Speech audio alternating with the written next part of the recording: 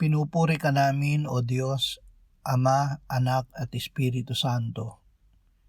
Salamat, Ama, na ibinigay mo sa amin si Jesus na iyong anak na namatay para sa aming kasalanan, iyong muling binuhay, iniakyat at iniluklok sa iyong kanan sa langit. Salamat na ibinigay mo sa amin ang iyong banal na Espiritu at sa pamamagitan niya ay ibinuhos mo ang iyong pag-ibig sa aming puso. Panginoong Hesus, sa araw na ito ay mamumuhay kami na sumasampalataya na ikaw ang umibig sa amin kaya't inialay mo ang iyong buhay para sa amin. Isinusuko namin sa iyo ang aming buong pagkatao upang iyong hawakan. Salamat na walang sino man ang makaaagaw sa amin sa kamay mo at ng Ama, sapagkat ikaw at ang Ama ay iisa. Amen.